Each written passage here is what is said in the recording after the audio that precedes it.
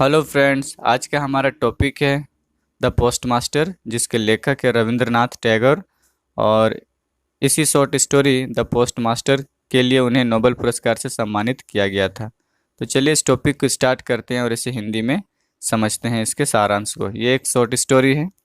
Post master एक लघु कहानी एक अनाम पोस्ट मास्टर के बारे में। अनाम कहने का मतलब है कि जिसका नाम यहाँ पर बताया नहीं गया है, जिसे एक छोटे से ग्रामीण भारतीय गांव के सुदूर डाकघर में ट्रांसफ़र कर दिया जाता है। मतलब उनकी वहाँ पर नौकरी के लिए उन्हें वहाँ पर भेजा जाता है।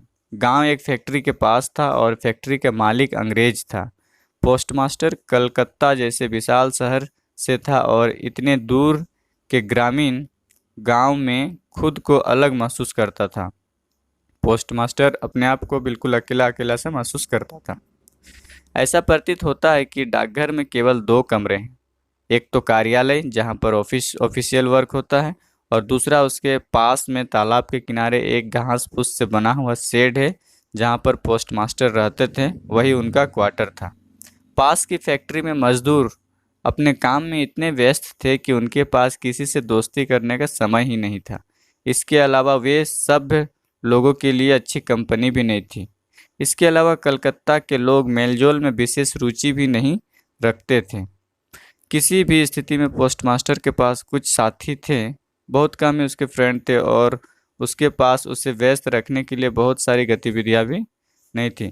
कभी कभी वे कुछ कविताएं लिखने का प्रयास करते थे, ग्रामीण परिदृश्य के बारे में। मतलब वहाँ का नेचर को देखते हुए वे कविता लिखने की कोशिश करते थे, रचना करने की कोशिश करते थे, लेकिन इन सभी में भी उनका कोई दिलचस्पी नहीं होता था। और अगर इसकी जगह पक्की सड़क और कई ऊंची इमारतें बन जाए तो शायद उन्हें खुशी होगी, ऐसा उन्हें महसूस होता था। उनका वेतन बहुत अच्छा नहीं था, इसलिए उसे अपना खाना खुद पकाना पड़ता था, और रात का खाना गांव की एक अनाथ लड़की रतन रतन एक लड़की है, उन्हीं के साथ साझा करना पड़ता था। उसने पोस्टमास्टर के लिए छोटे मोटे काम किए। शाम को जब गांव मनमोहक दृश्यों और ध्वनियों से भर जाता था तो पोस्टमास्टर अपना दीपक को जलाते थे और रतन को बुलाते थे। मैं बार बार कह रहा हूँ, रतन एक लड़की है। रतन, जो रात्रिकालीन कॉल का इंतजार कर रही है, आमतौर पर पूछती है कि क्या उसे वास्तव में बुलाया गया। फिर वह नियमित रूप से खाना पकाने के लिए आवश्यक आग जलाती है। पोस्टमास्टर ने उससे कहा कि वह तब तक इंतजार करे जब तक वह अपना सिगार ना पी ले, जिसे रतन हमेशा उनके लिए ही जलाती थी। पोस्टमास्टर सिगरेट पीते हुए रतन से बातें करते थे। उन्होंने रतन से उनकी शुरुआती जीवन के बारे में पूछा, जिससे वह उनके साथ साझा करना पसंद करती थी। पोस्टमास्टर स्वयं अपने घर, अपनी माँ और अपनी बहन को याद करते हैं और रतन से उनके बारे में चर्चा करते हैं। वह पोस्टमास्टर को दादा अर्थात बड़ा भाई कहकर बुलाती थी।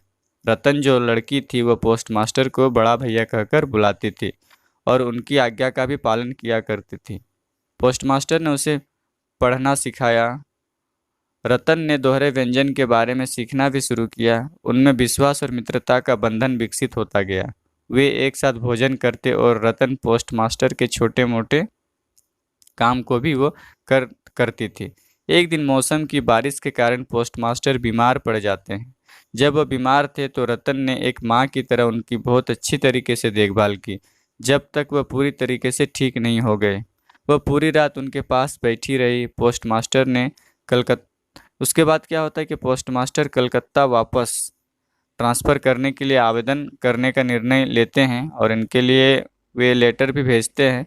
लेकिन क्या होता है कि स्थानांतरण किसी कारणवश उनका जो आवेदन था वो रिजेक्ट कर दिया जाता है। इस प्रकार वह नाराज हो जाते हैं और वह अपनी नौकरी से इस्तीफा दे देते हैं। पोस्टमास्टर जो थे वह अपनी नौकरी से इस्तीफा दे देते हैं। आखिरकार वह समय आ गया जब हमारे पोस्टमैन ने अपने शहर लौटने का फैसला किया। रतन को बहुत दुख हुआ, लेकिन उसने इसे व्यक्त नहीं किया। उसने उससे उसे अपने साथ शहर ले जाने के लिए कहा। मतलब रतन कहती है कि मुझे भी शहर अपने साथ ले चलिए। तो इस पर पोस्टमास्टर हंसते हुए कहते हैं और कहते हैं कि मैं तुम्हें पूरा वेतन इस महीने का दे दूंगा, लेकिन रतन जो है वो पैसा लेने से इनकार करती है और वह रोते हुए वहाँ से भाग जाती है। इस दयालु भाव ने पोस्टमास्टर को भी रुला दिया। वह गालों से बहते आंसुओं के साथ डाकघर में घूमती है। कौन? अब रतन जो है डाकघर के आसपास रोते हुए घूम रही है। बेचारी रतन।